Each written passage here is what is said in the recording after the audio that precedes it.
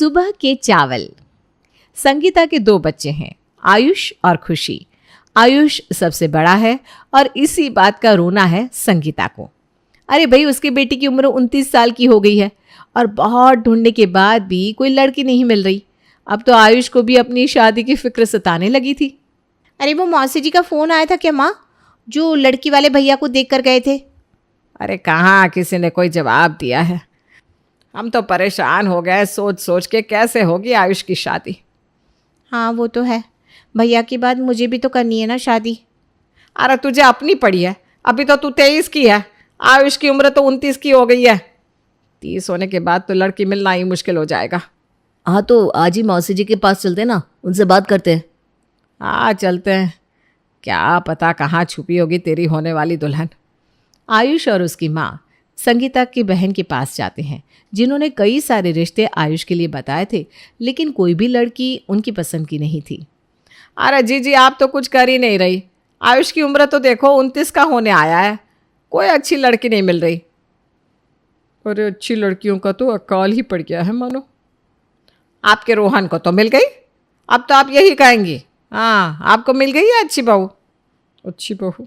रुक 5 मिनट रुक जा, फिर हम बताते हैं कैसी अच्छी बहू मिली है। माँ जी, चावल में पानी कितना डालना है? अरे जितने चावल हैं उतना ही पानी डाल दे बहू। अच्छा, और भिंडी गोल गोल काटना है कि लंबी लंबी काटनी है? गोल गोल ही काट दो। ठीक है। आप रोटी खाएंगी कि चावल? अरे बहू जो तुझे समझ में आए वो बना दे। अरे वही तो माँ जी, हमें समझ में नहीं आ रहा, तभी तो पूछ रहे हैं आपसे। अच्छा एक काम कर, रोटी ही बना दे। अरे लेकिन घर में आटा नहीं है। अरे तो फिर पूछ क्यों रही थी चावल या रोटी जब आटा नहीं है तो? अरे पूछना तो हमारा धर्म है ना माँ जी आपसे। हे भगवान, चल जा, अब हम कुछ ज़रूरी बात करें मौसी जी से। हम जाए कि थोड़ी देर बाद वापस आए माँ जी? अरे तुम जा रही हो कि हम उठे? अरे जा रहे ना हम, आप करिए ना ज़रूरी बात मौसी जी से। देखा, ये है अच्छी बहू हमारी। अब बोलो ऐसी चलेगी तुम्हें? अरे जी करे तो क्या करें, आप ही बताओ कैसी लड़की ढूंढनी चाहिए। देखो हम तुमको बता रहे हैं, ये घरेलू घर के काम करने वाली, सिलाई बुनाई जानने वाली लड़की की तलाश छोड़ो और ऐसी लड़की ढूंढो जो नौकरी करती हो, बाहर रहती हो, सुबह को जाए शाम को आए, जिससे तुम्हें भी आराम मिल सके। हाँ नौकरी वाली लड़की तो हम खुद ही मना कर रहे थे, लेकिन अब लगता है कि आप सही कह रही हैं। हमें नौकरी करने वाली लड़की ही ढूंढनी चाहिए, जिससे घर भी संभल जाए और हम भी पूरा दिन सुकून से रहें। हमारी नज़र में ना एक ऐसी लड़की है, गीता नाम है उसका। तुम कहो तो बात करें उससे, कल ही उन्हें तुम्हारे घर भेज देते हैं। अरे जी नेकी और पूछ आप तो कल ही भेज दीजिए उन्हें हमारे घर। ये हुई ना बात। बस लड़की वालों को कह देना कि तुम उनकी लड़की को नौकरी करने से नहीं रोकोगी।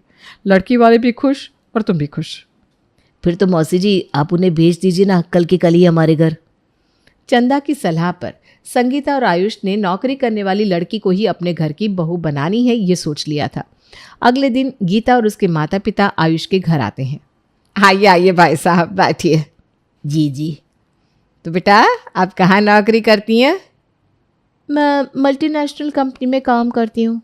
अरे वाह, ये तो बड़ी अच्छी बात है। हमारी तरफ से कोई रोक टोक नहीं होगी नौकरी छोड़ने की या नहीं करने की। हमारी तरफ से पूरी छूट है बेटा आपको नौकरी करने की। आपकी सोच तो बहुत अच्छी है बहन जी, नहीं तो आजकल कहाँ लोग ऐसी बढ़िया सोच रखते हैं कि बहू को नौकरी के लिए हाँ कह दें। उन्हें तो 24 घंटे काम करने वाली काम वाली चाहिए बस। अरे आजकल ज़माना कितना आगे बढ़ गया है, हम क्यों पीछे रहे।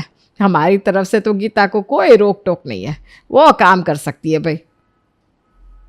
गीता को तो हमेशा से ही ऐसा परिवार चाहिए था जो उसे नौकरी छोड़ने को ना गए। हमारी तरफ से आप ये रिश्ता पक्का समझिए। अरे भाई साहब, हमारी तरफ से भी रिश्ता पक्का ही है। हम तो गीता को एक ही नज़र में पसंद कर लिए हैं। तो फिर देर किस बात की है, जल्दी से इन दोनों की शादी तय कर देते हैं। अरे हाँ बिल्कुल, मुझे तो इंतज़ार है कि कब मेरी बहू मेरे घर आएगी और इस घर में आकर हमारा आंगन संभालेगी। हम भी खुश हैं, हमारी गीता को इतना अच्छा परिवार मिला है। गीता और आयुष की शादी तय हो जाती है। संगीता की सालों की तमन्ना अब जाकर पूरी हुई थी। उसकी खुशी का कोई ठिकाना नहीं था। उसने आयुषी का स्वागत बड़े ही धूमधाम से किया। माँ देखो, आज आपके घर में भी बहू आ गई। हाँ, मेरी सालों की तमन्ना जैसे पूरी हो गई सच में। अब तो यह घर और इसकी सारी जिम्मेदारी मैं गीता को देकर खुद आज़ाद हो जाऊंगी। हाँ माँ, लेकिन इसके साथ ये मत भूलना कि कल से गीता का ऑफिस भी शुरू हो रहा है। हाँ माँ जी, मैं सुबह 10 बजे ऑफिस के लिए निकलूंगी और शाम को आऊँगी। हाँ हाँ, कोई बात नहीं। तुम सुबह को नाश्ता और खाना बनाकर चली जाना बहू, बाकी सब मैं देख लूँगी। अगले दिन से गीता सुबह जल्दी उठ गई और सबसे पहले रसोई में चाय, नाश्ता, सब्जी सब कुछ बनाकर तैयार कर दिया। लेकिन अब उसे ऑफिस के लिए तैयार भी होना था, इसलिए उसने रोटियां नहीं बनाई थी। माँ जी, अभी मुझे ऑफिस के लिए बहुत देर हो रही है, इसलिए मैंने रोटियां नहीं बनाई हैं। आप बस रोटी बना दीजिएगा। अच्छा ठीक है बेटा। तो मैं ऑफिस के लिए तैयार होने जा रही हूँ, तब तक आप मेरी और आयुष की रोटियां बना दीजिए। गीता जब तक तैयार होकर आई तब तक संगीता ने रोटियां बनाकर दोनों के टिफिन में डाल दी। ये लो तुम दोनों के टिफिन। ठीक है माँ जी, हम चलते हैं। हाँ बेटा, संभल कर जाना। हाँ, मैंने तो सोचा था कि बहू के आने के बाद आराम करूँगी, यहाँ तो मुझे ही उनको टिफ़िन देना पड़ रहा है। अभी इनके लिए रोटियाँ बनाई हैं, फिर मेरे और खुशी के लिए भी बनानी पड़ेगी। फिर आटा गूंदो, रोटियाँ बनाओ, क्या मुसीबत है यह। कुछ दिनों तक तो संगीता सबके लिए रोटियां बनाने लगी, लेकिन उसके बाद उसने अपनी बहू से कह दिया कि अब वो रोटियां नहीं बनाएगी। अब मेरे पैरों में ना दर्द सा हो जाता है रोटियां बना बना कर। अब मैं तो रोज़ रोज़ रोटियां नहीं बना सकती बेटा। लेकिन मुझे भी सुबह कहाँ वक्त मिलता है माँ जी की रोटियां बनाओ, और शाम को आने के बाद तो मुझ में काम करने की ताकत ही नहीं रहती। लेकिन फिर भी मैं काम तो कर ही लेती हूँ। अब तो बहू तुझे ही कुछ जुगाड़ लगाना होगा, जिससे तेरा काम भी हो जाए और मुझे भी कुछ काम ना करना पड़े। तो एक काम करो गीता, रोटियां बनाने में तो बहुत वक्त लगता है, तुम चावल बना दिया करो सब्जी के साथ, हम वही खा लेंगे। चावल बनाने में तो ज़्यादा वक्त नहीं लगता और वो जल्दी भी बन जाते हैं। हाँ, तो आज से तुम सब्जी के साथ चावल ही बना दिया करो, ठीक है। आज से ही इसकी शुरुआत कर देती हूँ। आज मैंने आलू भिंडी की सब्जी बनाई है, उसके साथ चावल बना देती हूँ। ला, हो गया कल्याण। संगीता ने रोटियां बनाना छोड़ा तो गीता ने चावल बनाना शुरू कर दिया। अब तो उसके लिए चीज़ें काफ़ी आसान हो गई थी। वो सुबह सुबह चावल बना देती और थोड़ी ज़्यादा ही बना कर जाती थी और फ्रिज में रख कर जाती थी, जिससे उसे शाम को भी चावल ना बनाने पड़े। अब वो सुबह सब्ज़ी चावल बना देती और शाम को दाल बना देती। माँ जी, मैंने छोले चावल बना दिए और आपकी और खुशी के लिए चावल रख भी दिए। अब मैं चलती हूँ। हाँ ठीक है बेटा। माँ, मुझे छोले के साथ पूरी खानी है। छोले के साथ चावल कौन खाता है? तो आप क्या करें, सोचा था नौकरी वाली बहू ढूंढेंगे तो आराम ही आराम होगा। यहाँ तो शाम को भी खुद चाय बनाकर पीनी पड़ती है। माँ, मुझे चावल नहीं खाने।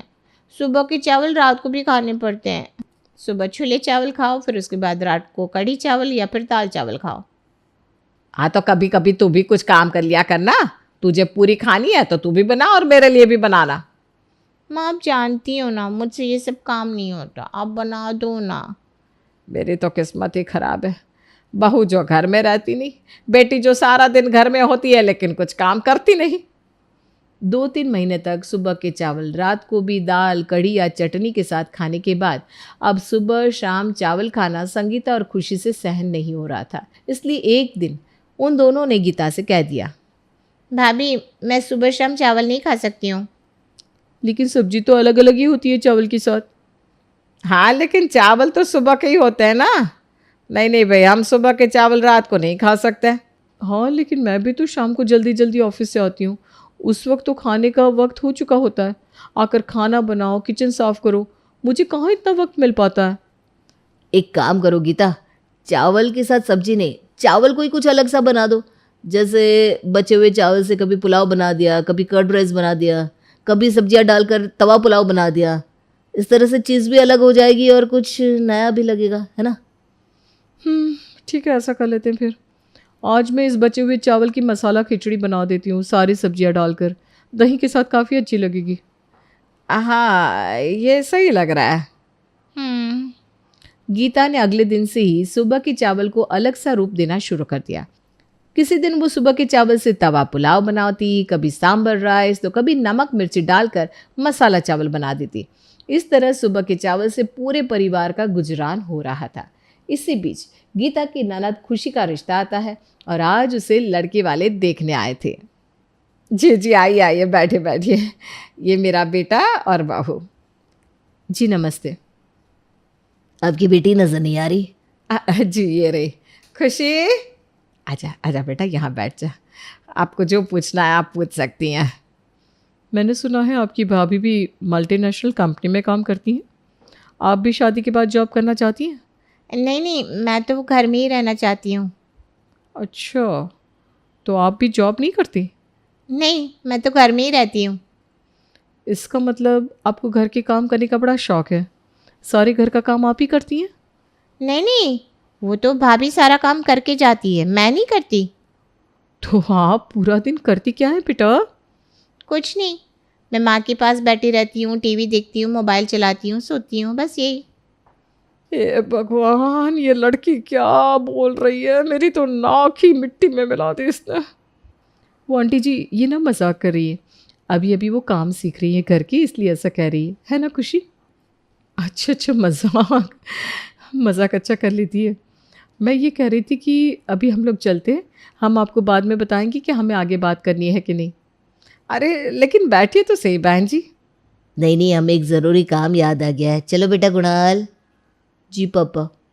खुशी की बातें सुनकर लड़के वाले तो जैसे भाग ही गए और यहाँ खुशी के परिवार वाले खुशी को समझाने में लगे हुए थे। अरे इतनी बड़ी हो गई है लेकिन दिमाग तेरा घुटनों में ये अभी भी। तो मैंने सच्ची तो कहा, और क्या कहा। हाँ बात तो इसकी सही है माँ जी, इसने सच ही कहा है। ये कोई काम तो करती नहीं। मैं ऑफिस भी जाती हूँ, घर का काम भी करती हूँ और ये सारा दिन बैठी रहती है टीवी के आगे। ऐसा नहीं है कि वो नहीं कर सकती, है ना खुशी? हाँ हाँ, मैं भी घर के काम और रसोई कर सकती हूँ।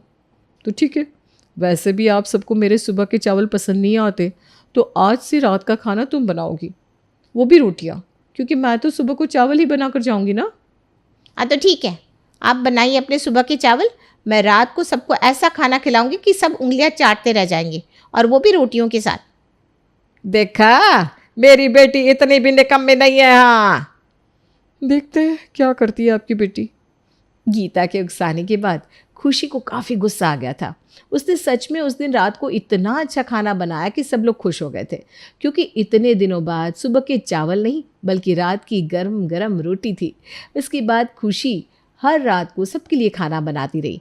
अब वो खाना बनाने में काफ़ी होशियार हो गई थी। वाह खुशी वाह, क्या खाना बनाया है तुमने। एक और रोटी लो ना माँ। अरे बस बस बस, मैंने पहले ही बहुत खा लिया है। तुम्हारा हाथ खाना बनाने में सच में बहुत अच्छा हो गया है खुशी। मुझे तो यकीन ही नहीं हो रहा, जो खुशी दिन भर टीवी के आगे बैठी रहती थी उसने ये सब बनाया है। इसीलिए तो उस दिन खुशी को लड़के वाले देखने आए थे, उन्होंने रिश्ते के लिए हाँ कह दिया।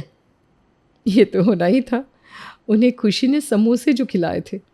अब मुझे समझ में आया कि गीता बहू क्यों रोज़ सुबह के चावल बना देती थी। उसे खुशी को काम चोरी से जगाना जो था। और देखो, आज खुशी की शादी भी होने वाली है। हाँ भाभी, अगर आप हमें रोज़ सुबह के चावल नहीं खिलाती तो आज मैं कुछ भी नहीं सीख पाती। थैंक यू आपकी सुबह के चावल को। अरे कोई बात नहीं, ये तो मेरा फ़र्ज़ था। खुशी की शादी बड़ी धूमधाम से हो गई। संगीता बड़ी खुश थी क्योंकि उसे पता था कि अब उसकी बेटी ससुराल में रोटियां और चावल खाना सब संभाल लेगी। और अब उसे पता था कि गीता सुबह के चावल क्यों बनाया करती थी। अब तो खुशी की शादी भी हो गई, चले गई वो अपने ससुराल। अब तो बहू सुबह के चावल का उपयोग नहीं करेगी। हम भी कितने पागल थे जो बहू को गलत समझ रहे थे।